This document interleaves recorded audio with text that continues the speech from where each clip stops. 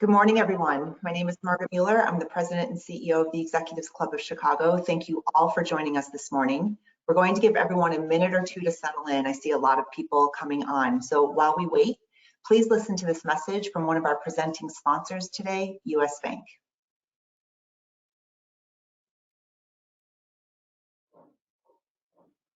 Life is different these days, but that's not stopping us from living. Like spending quality time with family, supporting local small businesses, and doing what's right to keep each other safe. At US Bank, we're doing our part to turn words into action. We're committed to investing in diverse communities by increasing grants and capital to support small businesses, housing, and workplace advancement. Together, we can create the momentum for positive change. Learn more at usbank.com/action.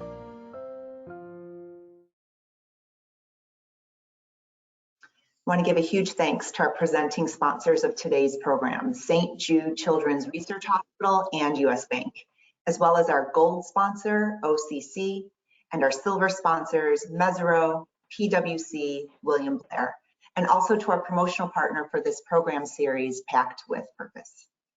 So a quick housekeeping note about GoToWebinar. If you're new to GoToWebinar, if you hover your mouse in the right-hand side of your screen, there's a quotation bubble. It's an icon, and there you can ask our speakers any questions that you might have. I know Julie will do her best to get to all of your questions this morning. And you will also see a paper icon on the screen. It opens up today's program, which includes the agenda and details about upcoming programs at the club. And finally, a plug for our recently launched podcast, The Executives Exchange, which features CEO and founder interviews with the top leaders in Chicago. So if you can, please take a moment, get out your phone and subscribe to the Executives Exchange wherever you get your podcasts. And once you subscribe, you can enter a raffle to win a free pair of wireless noise canceling headphones, compliments of our podcast sponsor, Shure. So on to today's program. Exactly 1 year from the tragic murder of George Floyd, we gather together to continue the conversation with this group of leaders about diversity, equity, and inclusion in the workplace. George Floyd will always be recognized as an individual whose death provoked deep global dialogue around addressing the systemic inequities that have burdened our societies for far too long. It is an honor to have this group of leaders here speaking with us today. Each one of them is a powerful leader and held in high esteem for their hard work in moving us forward. And just like last time, I know we will all be listening intently to what they have to share with us today. So thank you all for being with us today to continue this important conversation and all of your commitment to this work. Here to say a few words and to introduce our panel is Marcia Kruzan, the Regional President of US Bank and also a Director of the Executives Club of Chicago. Over to you, Marcia. Thank you and welcome, everyone. As Margaret mentioned, my name is Marcia Kruzan. I'm the Regional President of US Bank. In addition to my seat on the Executives Club Board of Directors, US Bank is a proud presenting sponsor of today's conversation. As you know, today is part 2 of a program we gathered for last spring in the wake of tragic events that exposed systemic racism and police brutality. The takeaways shed light on challenging realities that we've long had present in corporate America and the actionable change that we as leaders need to champion as we work to lead and engage with focus on diversity, equity, and inclusion. I'm delighted that today we'll get the chance to continue this conversation and focus on how we can invest this energy into smaller businesses throughout the Chicagoland area. At US Bank, our DEI efforts are focused both internally and externally. We made a commitment last June to increase capital to Black-owned businesses by $100 million annually, double the number of Black suppliers with which we work, advance diverse leadership within our company, and we have deployed $15 million in grants to address systemic inequity. And I'm happy to report we're on track to meet all these goals. Earlier this year, we also announced the US Bank Access Commitment, our long-term program focused on building wealth and redefining how we serve diverse communities and create opportunities with diverse employees. We're starting with the Black community, where the wealth gap is largest. This includes a $25 million access fund focused on providing capital and grants, supporting more than 30,000 micro businesses owned by women of color. I'm thrilled to be here for today's program and want to applaud each of the leaders speaking with us today for their hard work for societal transformation and their willingness to have this conversation and educate our members and guests. Moderating today's conversation is Julie Felix, Senior Manager, Diversity, Recruiting, and Programs at Western Digital. Joining Julie is Sabina Gabchek, the Global Director of Talent, Organizational Development and Diversity, Inclusion, and Belonging at Griffith Foods. Val Lopez, Partner, Hamel Associates. Will Lewis, Chief Diversity, Inclusion, and Belonging Officer, Experian. And Vega Rami, the CEO of Justice Inform. Thank you all for being with us today, and back over to you, Julie. Thank you.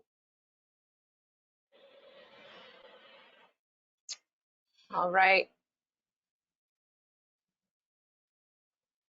Can you all hear me okay? Okay, great. It said I was muted. So thank you so much, Margaret, and thank you to the Executives Club for reconvening us all to have a part 2 of moving from discrimination to diversity to equity. It's great to be back among friends and colleagues that I respect very much to continue the conversation. But before we dive into today's panel, as Margaret alluded, I'm sure it's not lost on any of us the significance of today, as it's the 1-year anniversary of George Floyd's murder, a day that we witnessed with tremendous horror, a man lose his life under the knees of 4 police officers over the course of 9 minutes. So I'd like to ask that we all take a minute of silence to remember him, to honor his life, his legacy, as well as the lives of so many countless others who unfortunately have lost their lives at the hands of law enforcement.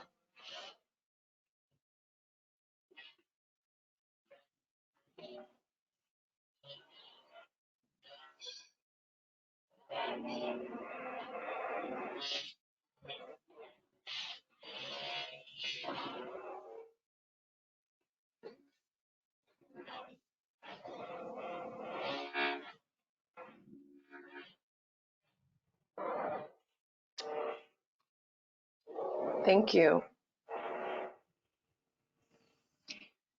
All right, so Xavier, Will, and Sabina, great to see you all again. And today we have the pleasure of being joined by another good friend, Val Lopez. The last time that we met last year, it was actually a few weeks after the day that George Floyd was murdered. And we talked a lot about the protests and the demonstrations that arose as a result of the tragedy and why, for some reason, that moment in time felt different. Recently, we witnessed a small step towards the fight for social justice with the conviction of Derek Chauvin. So I'd like to ask each of you, starting with you, Will, and then Sabina and Xavier, to weigh in on what progress, if any, has been made since the last time we all met. Thanks, Julie, for the question, and thank you for having me in Executives Club. Really, while this is a difficult day for many of us, I'm really pleased to be here and at the Executive Club and its members are leaning into such important topics. I'll tell you, I think there has been progress as it relates to awareness, right? For so very long, some of these things that were happening were known by a few, usually the people that belong to those marginalized communities. And others may have decided to ignore, not been aware of, or didn't understand the depth of the issue or the concern. One of the things I think that's happened, not only from the very tragic demise of George Floyd, but as we have seen in just recent weeks, and certainly over the past 12 months, something that's been happening for generations, and that is Black and brown people losing their lives or being battered just for being Black or brown. And what we've seen now begin is I think more of a lean in from citizens of all backgrounds. There's still a lot more work to do. So we're not even near the halfway point yet. because every single week it seems like we hear about someone else that's lost their life because of tragic things like what happened to George Floyd. Those are just the ones we hear about. That's just where it happens to be a camera. We don't know about all the things that we haven't heard about. So what I would say is there's greater awareness, but a lot more action is needed. Yeah. For me, it's really, when I think about corporate America, I really think about this analogy of a very heavy cargo plane taking off in the summer when it's super, super hot and the air is really thin. It gets on the runway, it's fast to take off the runway, and then when you drive by O'Hare and you look at it, it's like, is it really climbing? Is it stalling? What is going on? So I think for me, thinking about corporate America last year after the horrific murder of George Floyd, was everybody got on the runway and took off really fast. The statements were made. We have never seen corporate America take such a heavy and such a strong stand of work towards racial equity and just work towards more inclusive workplaces. But I think now the cargo is heavy. And there is lots of recognition that we really have to look inward and not just, focus on activities and focus on our business resource groups, but really look at it, systemic things that, organizations have in place that have been preventing people of color to grow, to develop. And lots of these inequities are happening in the talent management, how successions are done, who's being developed, who's given opportunity, who's being sponsored. Affinity bias is extremely strong when it comes to mentorship and sponsorship.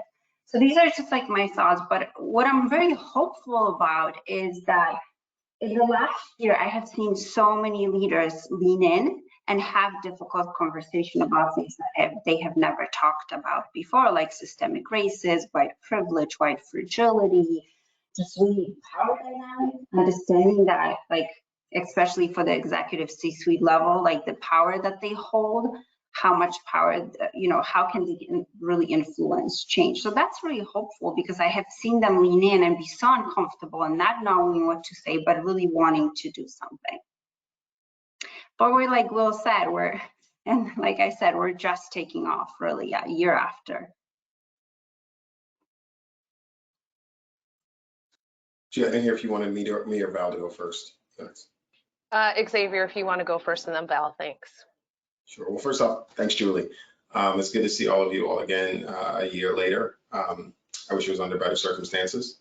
And I think that, in the year since, I look at these things as it relates to different sectors and then as a society of various communities. I think the nonprofit sector, for example, there are so many nonprofits who realize that organizational diversity, equity, inclusion work and DEI is very different from their day-to-day direct service work or public policy work. It is about the internal mechanics of how identity shapes the workplace and such. And it's been great to see so many of them really take off, as Sabina was saying, really demand change. At the same time, I think it's the most under-resourced sector that cannot quickly create resources to drive change. They exist because of philanthropy. In many ways, whether that be individual philanthropy or government services contracts, or whether it's corporate and family foundations. And so I've seen a real, if there was a runway and it went up, it's as if all the planes could only get to 5,000 feet. And corporations are able to spend significantly more money to even just understand, as Will was saying, to even understand what these issues are and how leadership can affect them. As it relates to the corporate sector, I've seen people, as Sabina said, right, jump up and make a lot of statements. What I think and what I've come to understand over the last year, working as our firm as a consultant to many of these organizations and companies, they did not fully understand what they were talking about. That was very, very clear. Conversations around anti-racism, which happened more than I've ever seen it since George Floyd was killed. The word anti-racism was used 1 billion times probably a month. Throughout this community of companies here in this country, but we, Justice Forum, we would tell them this is what anti-racism is. This is what it requires. This is how it relates to diversity, equity, inclusion. But this is how it also moves DEI further than you may understand. It moves it to the point of being an active participant against injustice, which is different from being agnostic to harm, which is the stance that many, I believe, corporations take on. They don't say that we want harm, but they also don't say we're a part of resolving harm. They're more so agnostic to it. And in that comes the equity call, which is silence is violence. You have to speak. If you want more diversity, you're gonna have more people to look like me and Will and Sabina and Val and you, Julie. And our lives after work don't stop just because we come to work. And so this has to be taken into consideration. And so I've seen a lot of starts, but with the corporate sector, I've seen some hard stops. I'm just saying that as someone on the consulting side. I've seen some folks who say, you know, we don't want to go as far as anti-racism. We do want to go to DEI, or we don't want to go to the E, but we do want to go to the D and the I. And all of this, I look at and I say, well, what does any of your fear have to do with ensuring that George Floyd is honored and there's never another person who has to live or die like George Floyd? What does any of that fear have to do with this? What does any of that trepidation have to do with this? And what does any of that distancing, that voluntary distancing, have to do with you being an integrated part of a sustainable ecosystem of economic actors? And oftentimes it's, oh, we'll think about this next year. It's important to us. It's important to us. And I know that it is important to so many people and so many organizations. But I sort of hold up the litmus of, does this prevent the killing of people like George Floyd? Does this create an understanding of what it means to be Black in America when people leave? Does this create an understanding of what people who may enter into your facility and see the security guard right there, what they may experience that is different? What does this have to do with that? And how does it leverage your power if you see it? Because I don't think many corporate leaders see that they have power. If you see your power, how does it leverage your power in appropriate and important and powerful ways to create change for the future? And I think, as Will said, there's more work to be done, but there is significantly greater awareness of what work is possible. Yeah, I mean, I'll just quickly add, everyone's covered it, but I think we are definitely seeing more organizations actually listening to their employees, like actually listening, holding town halls, holding focus groups. And it's not just their D&I leader having it, like CEOs are actually having it and putting themselves on the front line and being accountable, right? And so gone are the days of just statements. Employees are holding their leadership accountable. And if they don't see it, they'll hit them where the money is, right? They'll leave the organization. And we all know what the cost is when people leave, right? The attrition. So it's nice to see way more organizations need to do this, right? There aren't a lot of CEOs that are really at the forefront and truly understand DE&I, but to see that there's progress in actually listening to their Black employees, Asian American communities, you know, whatever communities that are being impacted is so important if you want to see progress and change. Well, thank you all for sharing your thoughts. And it's obvious that there's a lot of work that remains ahead of us, but awareness and active listening, as you pointed out, Val, are definitely important first steps to move the needle forward and start to get off that runway. I love the allusions that you mentioned, Sabina and Xavier, on planes taking flight. So a lot of other themes have emerged over the course of the last year. So let's talk about some of those, starting with the unfortunate rise in violent crimes against the Asian American Pacific Islander community. According to a national report by Stop AAPI Hate, nearly 4,000 incidents have taken place between March of 2020 and February of this year. So Val, I know you recently posted a very personal blog on LinkedIn sharing some of your thoughts and how these incidences have impacted you personally, but could you kick things off and share your insights with us, and also any suggestions you have on ways that companies and employees can support the AAPI community, and then if the other panelists would like to weigh in. Yeah, I mean, from a personal standpoint, I hate to say, like, folks from marginalized communities, it's just part of my existence to experience xenophobia and discrimination. Like, it happens so often that it's like, okay, whatever. Growing up in a small town in Indiana that was homogenous, I experienced it almost every day at school. My dad experienced it in the boardroom, right?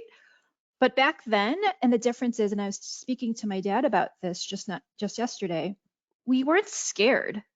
We just kind of chalked it up to ignorance, right? They weren't exposed to other cultures, other ethnicities. It was just whatever. We never felt threatened. But the fact that I'm scared for my elderly parents to go out, for myself to go out as a woman today in 2021 is unbelievable to me. And to see the attacks happening in major cities like San Francisco, New York, where it isn't homogenous. There are huge communities, right? Like, what is going on? And I think you just have to look at the history of hate against the Asian community. There's just a historical pattern throughout history of blaming Asians for economic crises, for illnesses, to diseases. It's just being used as scapegoats, right?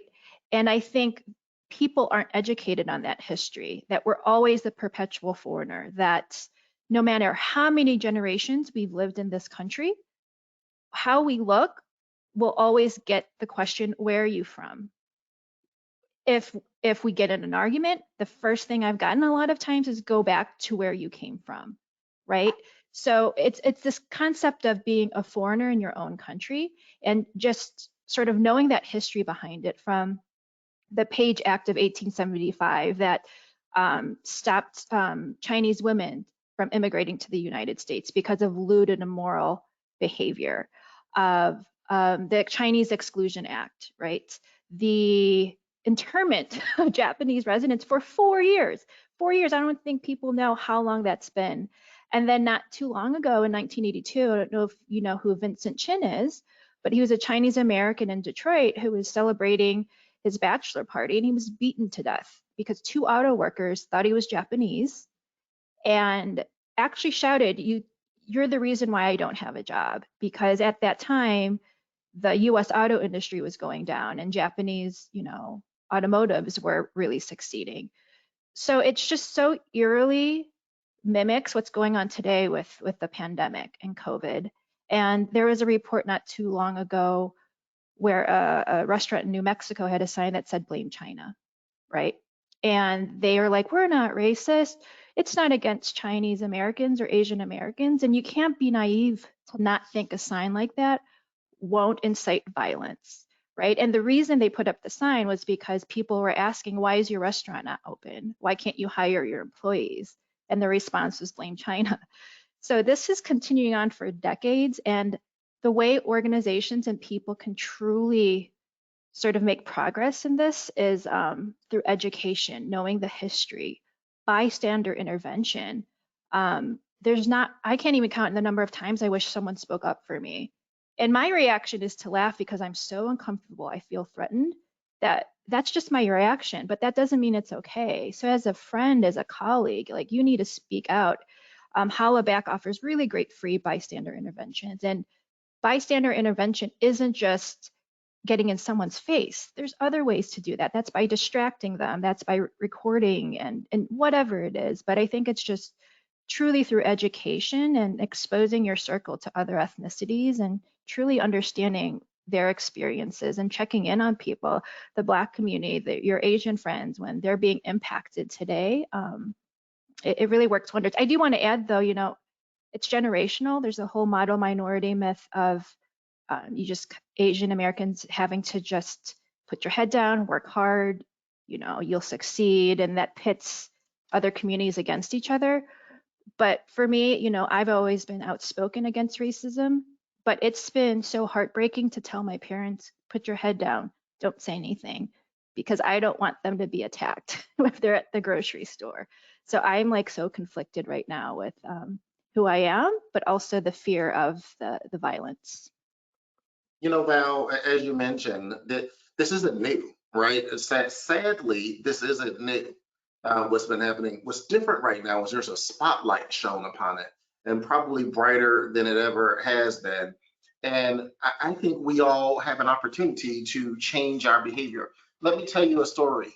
I was moderating a conversation a couple of months ago, and as a part of the discussion, I had a father and his son that were on there. Father was white, son was half white and half Vietnamese, and his mother is Vietnamese. And the son at 17 years old went about telling us this story about how scared he was for his mother when she goes to the grocery store. And they live in San Francisco. And the mother wears a hoodie, puts on sunglasses, and wraps up tightly when she goes to the grocery store to try and hide any features that anyone may identify with being Asian, to be sure she could come home safely. And it was a conversation that the son sparked with her to be sure to do it. He's worried about his grandparents who live 3 doors down from them when they just kind of come and go in their own neighborhood.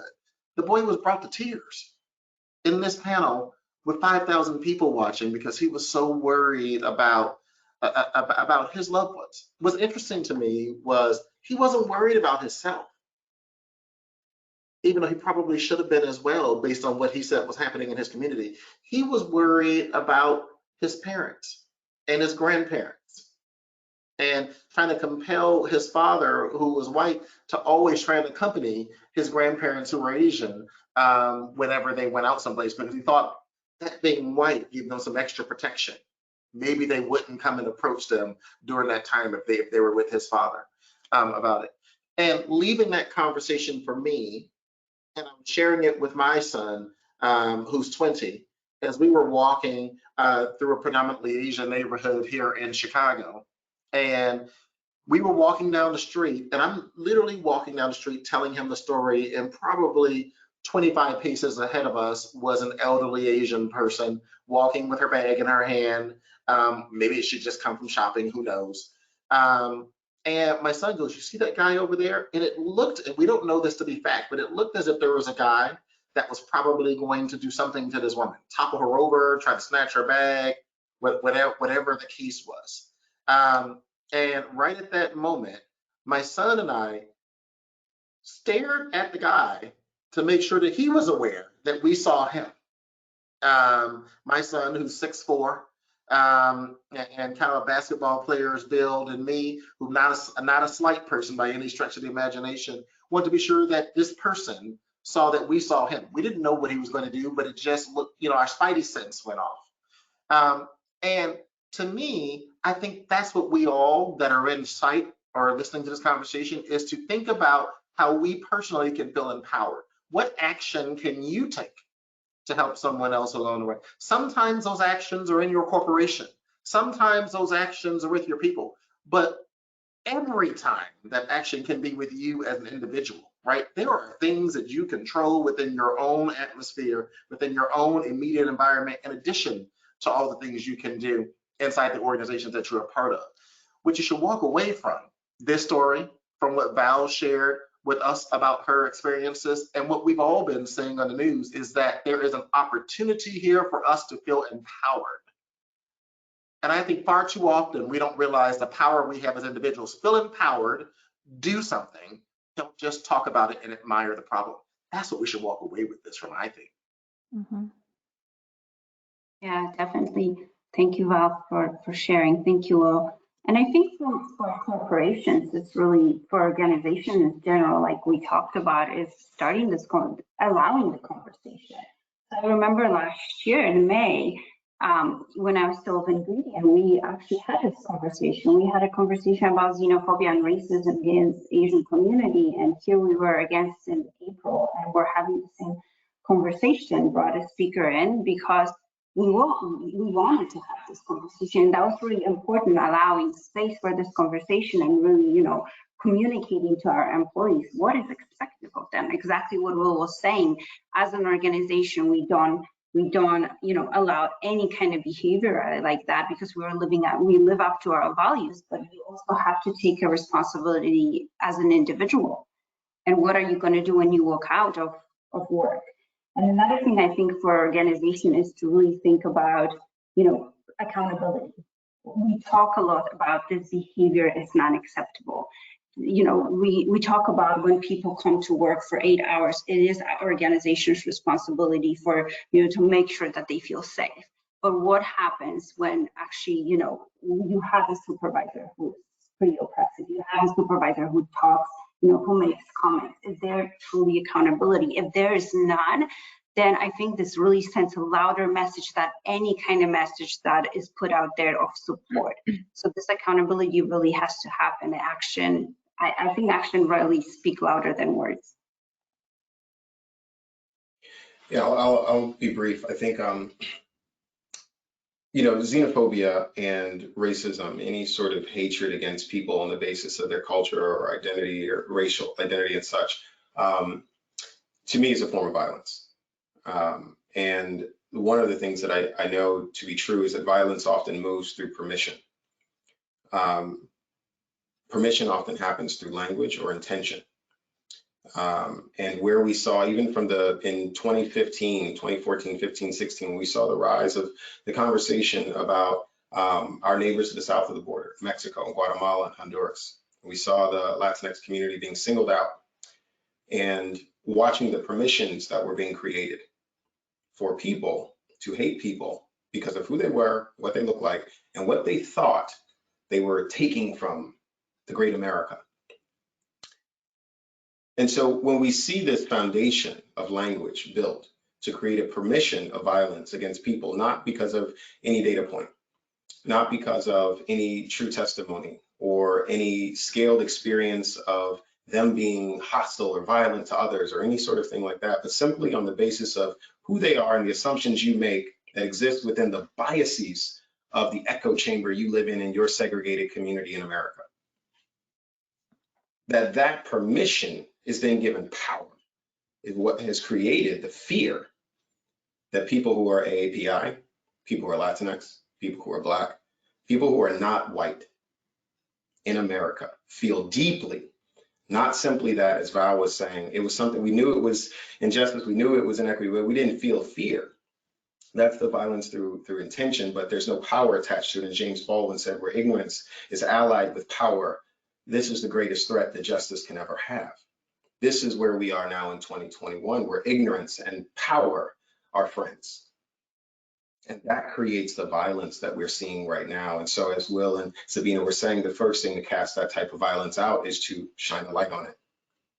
The second thing to do in something like that is to acknowledge that it is violence, and not just by name, but by action. And that the effect of it doesn't have to be something that ends with a noose or ends with an elderly woman being knocked down or an elderly Asian person being punched in the face and dying. It doesn't have to end like that. But it requires accountability, as Sabina was saying, in order to ensure that. But I just want to be clear on what accountability means. It means that someone else's needs are greater than your fears. And your action in community with them means that you will doubt yourself because of the realities you don't have to face that they do. You will move swiftly and urgently and directly in their honor and for them in order to call yourself friend, to call yourself coworker, to call yourself neighbor. That there is a standard of excellence that is required for proximity, not just, well, we should all get along. That it's never been enough to keep anyone safe. And as we can see over the last years in America, these things are growing, right? From, as I just singled out one point with the Latinx community moving to the AAPI community, the waves of anti-Semitism that are rocking America right now. All of these things in many ways are very, very connected. And they come from this notion around violence being given permission. If I could jump in there, sorry, Julie. I completely agree with everything that Sabina, Val, and Xavier have just said. There's this part as well of being another, not just feeling like another, but being another. And the communities that we're talking about here today are other, and they often exist in spaces where they're other, whether that's at work, sometimes the communities in which they live, most certainly the communities in which they traverse just to live their everyday lives. And it's not missed on me that some of the people listening to our conversation here today may not have ever had that feeling around what other feels like to be in that uncomfortable environment. So there's a challenge here, right? Identify where there is an opportunity for you to be in a place where you don't feel as comfortable as you may every day. Be safe. Not asking you to put yourself in an unsafe environment, but take yourself out of your comfort zone that you're normally in to gain an experience of, gosh, just a little bit just a little bit, for a short period of time around what it may feel like being other. And maybe that'll spur you to kind of think differently, to behave differently. An example would be, what if you left your home church and you went to a place of worship that was different from your religion, that was different from the majority race of whatever your religion is, and sat through that experience? Most places of worship we assume are safe places, right? So you're safe, but you're in a very different environment where all of a sudden you feel like other. That's how people live every day. And just by taking that moment out of your time to have that experience may give you an opportunity to just see what it feels like to be other, maybe even spurring yourself to action as a part of it. And also, to Xavier's point, thinking about language. Language is power. And sometimes we don't realize the words we're saying, that they can be offensive. They can give permission, as Xavier said, to other people along the way. But I think what that may do is jolt you into a bit of self-reflection. Think about it and see if that's something you can challenge yourself to do within the next 30 days. And I love that. I think we're going to move to the next question, Sabina. Sorry to cut you off there, but you all shared so many great nuggets. I would add to Xavier's comment that it's not just acts of permission, but also acts of denial that permit violence to happen. And to Will's point, it's interesting that you brought that up. An Uber driver of mine, I think last year, had asked me, so as a DEI practitioner, what's the single thing that you would say could affect change? And initially I said travel. Oh, people's got to get out. They've got to explore their cultures. And then I stopped and paused, because very often people travel and it's a curated experience. So they're not actually going down the path less traveled. It's some cruise or some resort where they're not interacting with locals. They have no idea of how it actually feels to live in that community. So I had a second thought, and I said exactly what you did, Will. Sitting with that discomfort, I read an article that up to 90% of Caucasians have zero friends of color in their networks. So not people that you work with, but people that you invite into your home, that you have real friendships with. And Val also alluded to that, the importance of expanding networks, of entering into spaces where you may be the only one who looks like you, and just understanding what that feels like, which is the experience of so many underrepresented people in corporate America. Another important point that Val brought up, which I'd like us to move on to now, is the educational component. So Xavier, in our conversation last year, you talked about 21st century leadership skills, what's required for people managers especially to understand how to effectively manage diverse teams. Another theme that emerged last year was Juneteenth. All of a sudden, everybody's talking about Juneteenth. Within the Black community, we've known about this holiday forever. But so getting to the educational piece of understanding cultural nuances, important significant dates, the history, as Val pointed out. What's required to equip leaders to understand? Do we start, within our schools at the preschool level and rewrite history so that we can eventually do away with Black History Month, Women's History Month, etc.? What kind of educational programs are required for our leaders? Xavier, let's start with you, and then the other panelists can weigh in. Sure. Thanks for the question, Julie. The first thing I'll say is that in order for education to be of value, to open up your eyes around these injustices and differences, it requires that you understand that the education you've received is insufficient. And I say that because it is often the lack of doubt that I face in my work, that people don't doubt the education they've received. Sometimes that's because of who their educators were. They don't want to think, because they go to like, well, someone lied to me if I don't know this. Someone withheld that, this was this intentional act. And in some ways, it definitely is, especially when you talk about the educational system of public education and private education for young people and students and such. But I've watched this backlash against the term rewrite history. And I think that the point is lost in the backlash, that people think that what you're doing is you're erasing the truth, when what we're in fact doing is we're including it. We can look at what happened as it relates to organizational education and its work, and I'm sure all of you all as DEI practitioners had to deal with this in the last year, as I have, when former President Donald Trump issued the ban against any diversity trainings and anything involving critical race theory. It was an intentional call out to ensure a lack of education was the standard operating agreement that our institutions move through. But it was there for a specific reason. It was because when you actually tell the story of America, when you actually tell the story of America, and the people who do not and have not held the guns, the wealth, and the opportunities are not the primary architects and authors of that story, it creates a different set of variables upon which we, as people of hopefully people of integrity, must then build the future. We would have to account for harm and see how it is present today. We would have to acknowledge that the experience of America is different, and that is not just because of happenstance and tragedy. It is because of the architecture of our infrastructure for inequity. That is not to say that America is a sad tale. It's not to say that corporate America is a sad tale. It's to say that America is an unjust tale and a half-truth. It's to say that corporate DEI trainings for years have been written to the pace and the urgency of white fragility rather than racial solidarity. That the practitioners and the educators who go into institutions, who have been specifically chosen to lead discussions, and I know this because Justice Informed is sometimes not chosen specifically for this reason, it is because the urgency is not in the message. That people are choosing what they want their teams to be exposed to because of the questions their team will then have for those leaders. And they don't want those questions. And so education starts with saying, who is educating you?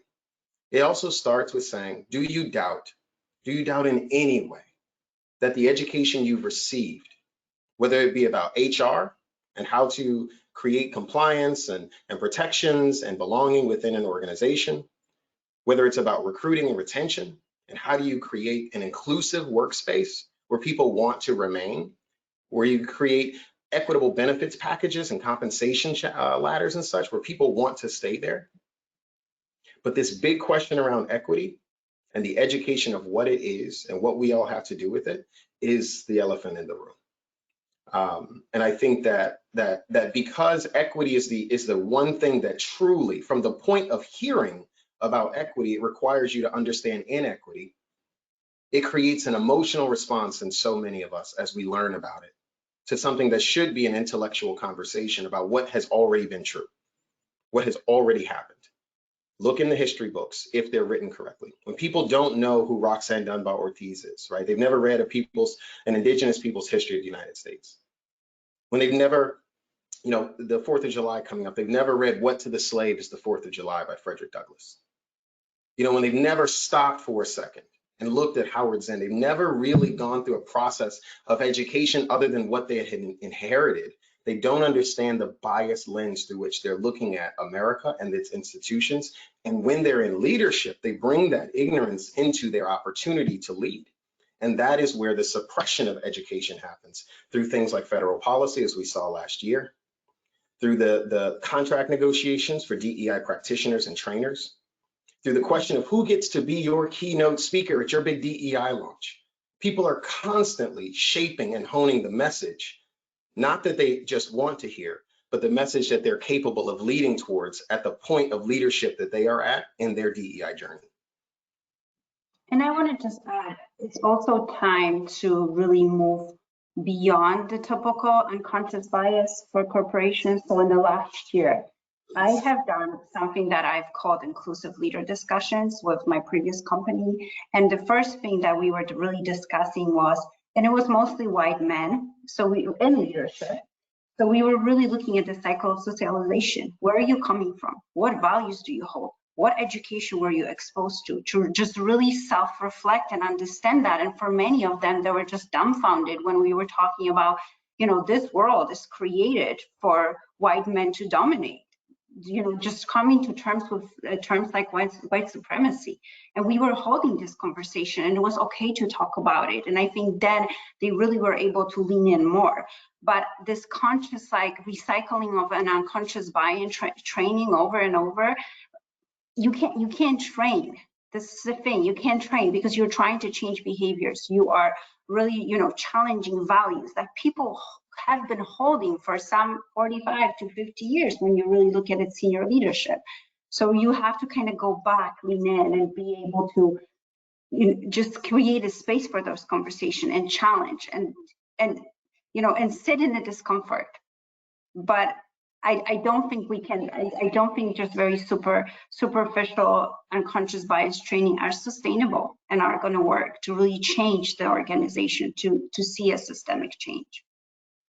Yeah, and I'll just add, we're a technologically advanced generation now. YouTube is free, Google is free, and we, as leaders, you can't wait for your D&I leader to bring you a curated menu of links to watch and books to read for each Heritage Month.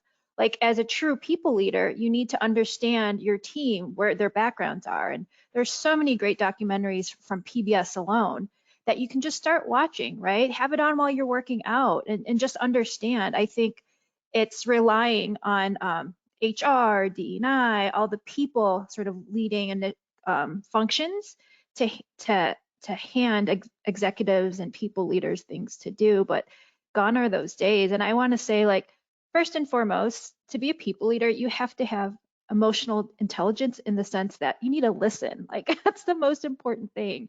Like, listen, check in on your employees and ask, hey, are you doing okay? I'm here for you. Like, as simple as that. By ignoring it means it can mean anything, right? They're going to build that own narrative of you not approaching them and reaching out to them. I apologize, I've got some background noise in my place, so hopefully it's not too disruptive, but we're almost at time. I want to kind of stick with this notion of education, but as it relates to DEI practitioners.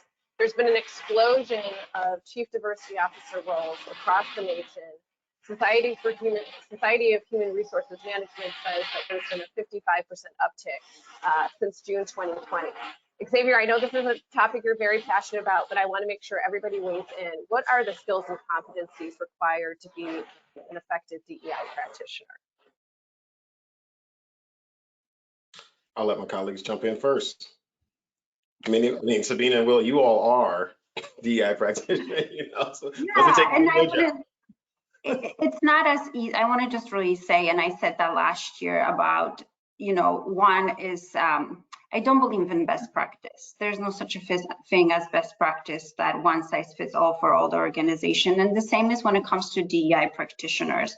I have seen so many certificates pop out nowadays, and some of them coming from institutions that actually should first look inwards to see what systemic inequities they have before they even offer certificates to solve issues in other organizations. So I think for me, really was a lot of self-education. It was, I love books, I'm a bookworm, so it was a lot of reading. Like, one of the biggest, kind of books that changed my life was the indigenous history of the United States, because I came from Poland knowing totally different history. So totally challenging. Million conversations with Xavier that he just like put my white fragility on a total display, and it really helped me sit in it and just understand. And I think that is really the education. I don't think that any certificate will prepare you for it, and just really knowing your business and being very strategic, identifying policies, processes that needs to be changed, and knowing how to strategically talk to your leaders about it. Yeah, I think companies, before we even get to the DEI practitioner and Julie's question of what makes a good DEI practitioner, I think there's a question that comes before that. What is the organization trying to achieve? Because usually the proliferation of these things are because corporations are saying we need a DEI practitioner. The question really is, what is the corporation trying to get at? Do they want to check the box and show their people that they hired someone? Do they want to have someone that's going to do their EEO1 report and run the reporting? Are they invested in it to try and make a cultural change in the organization? And if it's it's a pretty easy one, right? Companies are going to say, oh, we're trying to make a cultural change. Well, the question becomes then, how are you going to position this role for success? Meaning, is this going to be some HR function that's squirreled away and you march them out whenever something occurs? Or are you looking for a person that you're going to give access to your executive team, to your board of directors, that has the experiences and the lived experiences, both professionally and personally, to really be able to come in and help shift your organization forward, help move that organization forward, and actually put some oomph behind what you're doing. So to answer the question, what makes a great DEI practitioner? what makes a great DEI practitioner is a person that in the organization they're in has the access, has the ability to influence, has the experiences over their past career journey to be able to go in and actually make driven impact. Just because someone in your organization is Black and have worked in the engineering department for 10 years and you're a mostly white company does not make them the expert at DEI. It makes them the expert at who they are and their Blackness. What you need is someone that has experience in helping shift and drive cultural change in an organization. And you need to be sure that person's at a level where they have access to the folks that actually can make decisions inside your organization as well. And then if it's someone that's really good, they can talk to you about the experiences that they've had in their career, how they've been able to drive impact from point A to point Z, and the decisions that have to be made along the way. Because it's not a straight path, this work that we all do. There will be roadblocks every day you wake up and there's something new and there's something different about it. I think the largest and the most important thing that you can find when you're looking for a DEI practitioner is an individual who is self-aware, but can take that self-awareness and translate that into tangible actions inside an organization. So self-aware about themselves, self-aware about the organization that they're in, and then translate that into really tangible actions for their company, right? And so I'll give you a real story. Yesterday, I was having my regular touch base with the CEO of my company, and he asked me a really honest question. He said, you know, Will, you've been here a while now. One of the questions you should have been asking yourself when you came into this company was, are all these white folks really serious? He's a white guy. Are all these white folks really serious about this diversity work? That's the question you should have been asking yourself before you came here. If you didn't, shame on you. And then he says, how are we doing? And he earnestly wanted to know a real answer. And I gave him a real answer, right, around where we were doing really well and where we had opportunity as well. You want a person that can have that type of dialogue, and then as a part of the conversation, shift the actions. Because came out of that were some specific actions from him saying, okay, here's what I think we want to do, and here's how I'm going to support it, both with my words and the weight of my role, but also with my pocketbook as part of the vote. That's what you need.